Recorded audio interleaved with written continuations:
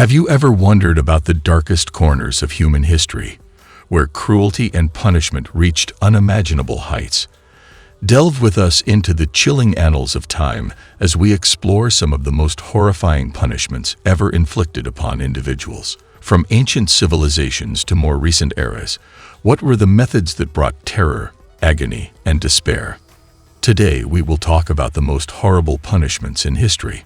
So before starting this video, please like this video and subscribe to this channel for our future updates. Number 10. Crucifixion. Crucifixion is one of the most notorious forms of capital punishment in the annals of human history. It consisted of attaching a person to a wooden cross, generally by nailing their hands and feet to the horizontal and vertical beams of the cross. The condemned person would subsequently be left exposed to the elements, frequently in a public spot, where they would endure a death that was both drawn out and excruciatingly painful. Crucifixion was a kind of punishment that was utilized by a number of ancient civilizations and cultures. This method of execution was often reserved for the most severe of crimes or for individuals who were seen to be a threat to the governing forces. Crucifixion as a method of execution is particularly associated with the Roman Empire because of its widespread adoption of the practice. The crucifixion of Jesus Christ, as told in the New Testament of the Bible, is often considered to be the most famous story of the death by crucifixion. Crucifixion was a powerful instrument of both psychological and physical punishment due to the purposeful brutality and suffering that was associated with it. The prolonged and torturous nature of the killing was intended to serve as both a deterrence to others who might commit an offense in the future and as a spectacle that instilled fear in the hearts of those who were present to watch it. This psychological impact was part of the goal of public executions, to demonstrate the consequences of rebellion or defiance to the public in a way that would discourage dissent, in a way that would make it less likely that people would rebel against authority. Crucifixion was a useful method of retaining authority and keeping control, and it was also effective in preventing future uprisings. The sharp reminder that the repercussions of defying the ruling regime were on show for everyone to see came in the form of the public display of the condemned person's misery and powerlessness.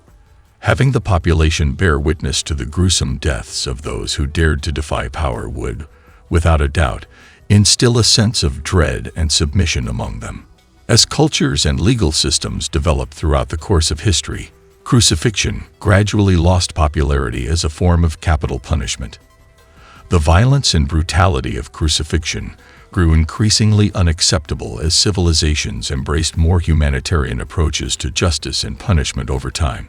The introduction of concepts of human rights, which stressed the inherent dignity and worth of every individual, contributed to the discontinuation of such inhumane practices. Human rights principles emphasize the inherent dignity and worth of every individual. Number 9. Using rats to kill people. Rat torture is believed to have its roots in medieval times, a period infamous for its barbaric practices. This method of torture exploited the natural behavior of rats, which are scavenging creatures that will resort to consuming almost anything to survive. The rat trap, as it was called, was a device designed to maximize the rodent's survival instincts for sinister purposes. Victims would be subjected to unimaginable suffering as the rats sought to burrow through their bodies in a desperate attempt to escape the scorching heat on the opposite side of the cage. The rat trap consisted of a container with a bottomless cage affixed to one side. A live rat was placed within this cage, and the other side of the container was heated, creating an impassable barrier. As the heat intensified, the desperate rat, unable to escape through the heated side, would instinctively burrow through the only available path, the victim's body. In its frantic struggle for survival, the rat would gnaw, scratch, and claw at the victim's flesh, causing excruciating pain and slow consumption. Victims of rat torture would experience a nightmarish ordeal that defies comprehension. As the rat's gnawing progressed, the victim's flesh would be torn away, creating a pathway for the rodent to move deeper into the body. The agony inflicted was beyond measure, as the victim's nerves were exposed, and every movement of the rat sent shockwaves of pain throughout their body. Infections, disease, and searing pain would ultimately lead to a gruesome and protracted death. Understanding the motivations behind such heinous practices can be challenging. Rat torture, like many forms of extreme cruelty, often served as a means of punishment, extracting confessions, or simply satisfying sadistic desires. Public displays of torture, including the rat trap, were intended to instill fear among the populace and deter criminal behavior. The method's brutality was also thought to ensure that the victim suffered to the fullest extent possible, amplifying the torment. Number 8. The brazen bull. This strategy was created by the ancient Greeks, but it was also known as the Sicilian bull because it was initially developed in Sicily. This was a piece of hardware made of bronze, and it was fashioned in the likeness and proportions of a real bull. The gruesome execution process involved using fire to kill the victim slowly and painfully. Once the condemned individual was placed inside the brazen bull, a fire would be set underneath the structure. As the fire burned, the metal of the bull would gradually heat up. The bronze would become scorching hot, subjecting the person inside to intense heat. The victim would slowly roast to death due to the extreme temperatures. The metal construction of the bull was designed in such a way that it would amplify the heat, making the ordeal even more excruciating for the victim. The person trapped inside would suffer severe burns, organ damage, and eventually death due to a combination of heat, smoke inhalation, and shock. Number 7. Flaying. Flaying, which is also known as skinning, is a terrible and savage form of torture and death that includes removing a person's skin from their body. Flaying is considered to be one of the cruelest forms of execution. This horrible practice has been chronicled throughout history and has been utilized throughout many eras as a means of control, intimidation, and punishment. The act of flaying refers to the practice of removing an individual's skin, either in parts or in whole chunks, from a living or deceased subject. In ages past, flaying was not only practiced on animals but also on people, either as a means of carrying out the sentence of death or as a form of punishment and torture. The practice of flaying a person while they were still alive was intended to inflict a great deal of pain not just on their body but also on their mind. The purpose of this approach was to act as a deterrence for other people who might be motivated to oppose authority or conduct actions that are comparable to these. Flaying was a frightening display of power by those in control when it came to the context of using humans as instruments of punishment. As their flesh was slowly peeled away from their bodies, the victims were put through extreme suffering. The harshness of the punishment frequently resulted in significant bleeding, shock, and even fatalities in some cases. In the event that the victim was able to survive the attack, the ordeal would very certainly leave them psychologically scared, permanently disfigured, and physically crippled. The amount of skin that was peeled off the victim during the process of flaying was frequently a deciding factor in whether or not they survived. Complete flaying, which involves the removal of all or the majority of the skin, almost always results in death because to the tremendous loss of blood, the shock, and the exposure. If only a portion of the victim's body was flayed, there is a chance that they will be able to survive, but they will almost certainly have serious physical and psychological scars that will follow them for the rest of their life. Flaying was not an activity that was exclusive to any one tribe or geographic area. The fact that it was known to have occurred in Mesopotamia demonstrates that it was present in ancient communities. It is important to note that flaying is frequently portrayed as a horrific method of execution that instills a sense of dread and horror in works of art, literary works, and historical writings. This is most likely a reference to William Shakespeare's play The Merchant of Venice, in which the character Shylock asks for a pound of flesh as collateral for a loan. The reference to Shylock is likely a tribute to this scene. Although it is possible that phrase does not directly refer to flaying, it does allude to the cruel and visceral nature of punishments that have occurred in a variety of forms throughout history. Number 6.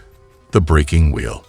Another traditional method of carrying out the death penalty was by employing a device known as the breaking wheel. This fairly straightforward apparatus was comprised of a wheel, on which the condemned person would be bound, and occasionally spikes.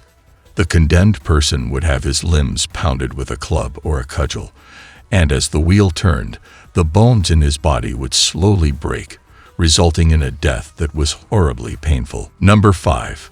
Impalement.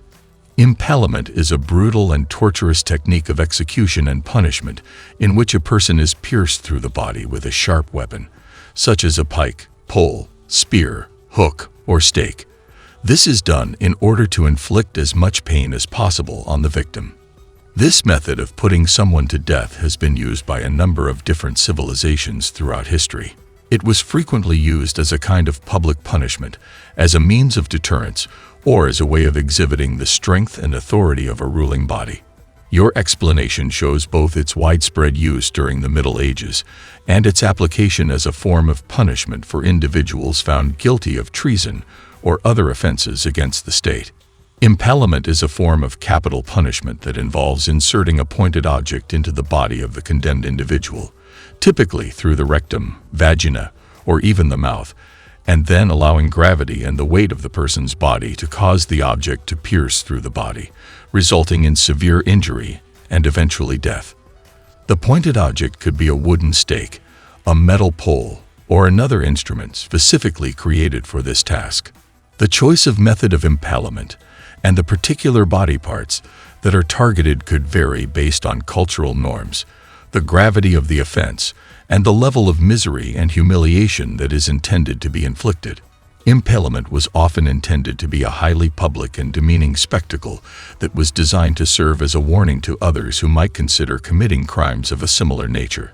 It is crucial to highlight that the purpose of impalement was not only to cause physical agony. It is vital to emphasize that impalement was not just about creating physical pain. In addition to its use as a method of execution, the practice of impaling criminals was also a type of psychological warfare. The intention of inflicting such a protracted and excruciating death on the masses was to inculcate fear and obedience in them. The act of impalement itself was frequently carried out in public squares or other locations with large gatherings of people. This was done to ensure that the agony endured by the condemned individual was seen by a large number of people. Impalement was carried out using a wide variety of implements and ways, which further highlights the terrible inventiveness that humans are capable of displaying when coming up with means of punishment.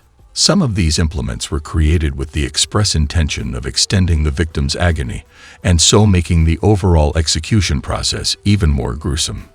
Number 4. Crushed under an elephant. In some societies, particularly in ancient India and certain regions of Southeast Asia, the employment of elephants as a method of putting criminals to death was a common type of punishment. In other words, the elephant was the instrument of death. This practice consisted of a number of different methods, but one of the most gruesome involved having the offender's head crushed under the feet of an elephant. Here is an outline of how the procedure would have gone. In the first step of the preparation process, a condemned offender would be transported to the site in public where the execution would take place. This location could be a public square or a marketplace where people are able to gather and watch the event. The involvement of an elephant would consist of either training or directing the elephant to approach the offender. The enormous size and power of elephants, which enabled them to inflict a large amount of damage, led to their selection as the ideal weapon. During the execution, the executioner would tell the elephant, who was usually accompanied by handlers, to step on the skull of the offender. The pressure and weight of the elephant could cause instantaneous death by fracturing or crushing the skull, or it could inflict catastrophic injury. Display in public. The majority of these executions took place in public, with the goal of serving as a deterrence to those who might be considering engaging in criminal activity. The intention was to induce fear and dissuade criminal activity by showing a graphic depiction of a particularly horrific and violent death. Variations. Some reports claim that the killing of the offender was intended to be quick and decisive, although other historical records indicate instances where the procedure was purposefully protracted. However, some sources suggest that the death was meant to be quick and decisive. When this occurs, the criminal might be given instructions to be progressively tortured by the elephant, which would result in unbearable anguish before eventually leading to death. Dismemberment.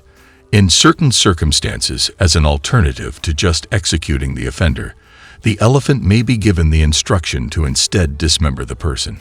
This would result in a particularly gory and horrifying display, since it would require the elephant to use its enormous strength to pull apart the body of its victim. Number 3. Raped by wild animal to death. People in the ancient Roman Empire had a strong appreciation for entertaining performances, and nothing makes for a more entertaining show than watching animals kill people by mauling them to death. In particular, if it turned out to be a woman, she would be subjected to rape at the hands of specifically trained wild creatures until she gave up the fight and died, just as the unfortunate Locusta was forced to go through. Number 2. Sawed in half. The phrase sawed in half refers to a particularly cruel type of execution, in which a person's corpse is quite literally chopped in half using a saw to carry out the act. This practice was historically employed as a form of the death penalty in a number of different societies, including the Roman Empire, Spain, and certain regions of Asia. The executioner's goal was to make the condemned person's final moments as excruciating as possible by subjecting them to this manner of execution. In this approach, the individual would normally be restrained, typically by being tied or shackled, in order to prevent them from putting up any resistance. After that, a huge saw would be utilized to make a vertical cut through the body of the victim, beginning at the head or torso and proceeding downwards. The procedure would be terribly painful and would inevitably result in the person's death. The cause of death would most likely be a combination of blood loss, shock, and damage to the organs. Seeing a person in two was a particularly horrific display that was frequently carried out in front of an audience as a deterrent or a kind of punishment. It was not only meant to put an awful end to the person's life, but also to send a resounding warning to others about the dire repercussions of engaging in particular behaviors or committing particular offenses. In other instances, a comparable type of torture and death known as disembowelment was utilized on the victim. This required the removal of a person's organs while they were still alive, despite the fact that they were still alive. Disembowelment, like being sawn in two, was a brutal and torturous method that was intended to prolong the misery of the individual who was being executed. On the other hand, flogging is a kind of corporal punishment that consists of beating or whipping a person to death. Flogging can inflict major pain, injury, and even death, depending on the severity and duration of the punishment. While it does not involve the same amount of physical mutilation as chopping someone in half or disembowelment, flogging can nonetheless cause significant pain, injury, and even death. Number 1. Death by boiling. The historical method of execution, known as boiling to death, consisted of putting a person under the surface of a pot containing a boiling liquid, usually either water or oil, with the purpose of suffocating them to death. During former times, this particularly brutal method of meting out punishment was common in many different regions across the globe, including Europe and Asia. The method of execution, known as boiling to death, was often reserved for the most terrible of criminals, or for those who were considered to have committed the most severe of transgressions. It was considered a type of punishment in addition to a public spectacle, and its purpose was to serve as a deterrence to those who might consider committing acts of a similar nature. Despite the fact that it was not as graphically depicted as other methods of execution, such as drawing and quartering, it nonetheless had a profound effect on those who were present during the event. One of the reasons that death by boiling was not as popular as other types of punishment, such as hanging or beheading, was that there was no direct presentation of blood during this method of execution. In cultures where public executions were meant to be a form of entertainment as well as a display of justice, the lack of visible gore may have reduced the allure of the event to some onlookers. However, it is crucial to highlight that the psychological and emotional impact of witnessing a person being put to such a cruel and agonizing death would likely still have been highly upsetting for the majority of people. This is something that should be taken into consideration. In several parts of Europe, Individuals who were found guilty of high-profile crimes against the state, such as regicide, treason, or other high-profile offenses against the state, may be put to death by boiling. Boiling was sometimes used as a means of execution in Asia, particularly in countries such as China and Japan. This was done to people who were viewed as dangers to the ruling regime, or as a symbol of the ruler's power and authority. In particular, the practice was common in China. The practice of putting people to death by boiling, like with other kinds of public execution, came to be regarded as cruel and horrible over the course of history as civilizations progressed and people's attitudes on human rights developed. These cruel methods of punishment were eventually phased out and replaced by more compassionate means of execution or incarceration as legal systems became more contemporary and considerations for human dignity rose. The practice of putting someone to death by boiling is often regarded as a barbaric relic of times gone by in today's modern society. It serves as a reminder of the lengths to which civilizations in the past went in order to uphold their rules and preserve order. What do you think of our video? Let me know in the comment section below. If you enjoyed this video and want to hear from me again, be sure to hit that subscribe button before you go. Thanks for watching.